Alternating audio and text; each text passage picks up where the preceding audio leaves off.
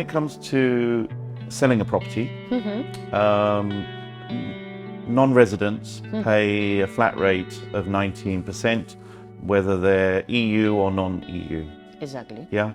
The difference comes with non-EU with regards to renting a property. Exactly.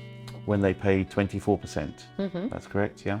That's correct. Is there any other discrimination against non-EU people, let's say British people? Yeah. I understand your point. Well, we used to have a few years ago a discrimination for wealth tax and inheritance tax because, we have benefits per regions.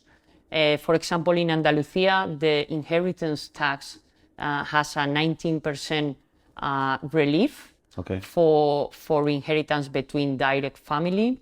And also the wealth tax has recently been 100% relieved in Andalucia. Yeah. And these benefits were only applicable to the people living in the region. Okay. Residents in the region. Non-residents were obliged to apply the estate rates. Okay. So as a result of a resolution from the EU courts, this was abolished in year, I think, 2014.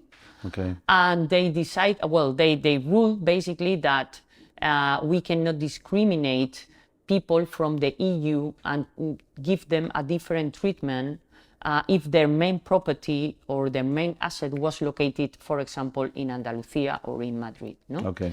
So the law changes to include EU tax resident to be able to apply those benefits. Okay. Now what happens? They only include EU residents. So non-EU residents were still discriminated because they couldn't apply the regional rules. Yeah. Now, 2 years ago, more or less, the EU courts again ruled against this discrimination, saying that we cannot discriminate in this particular case the non-EU residents. They have to be treated similarly to the EU residents and to the residents. So equal treatment. So up to now, so far, there is no other relevant differentiation between being EU or non-EU. Okay. And if you're a resident of Spain, Spanish national, or somebody who's become a resident by living here longer than 183 days, that's right, then you'll pay more tax because...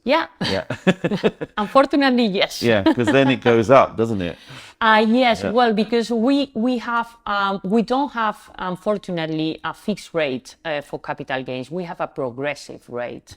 We pay taxes on capital gains between 19%, which is the lower rate, up to 28% so far. So if your capital gains, for example, is over 50,000 euros or 100,000 euros, you are paying 23 or 24% if you are a resident of Spain, whereas non-resident pay only 19. And you can think this is a discrimination. Well, it is not really a discrimination because as a resident, this is my final tax on that.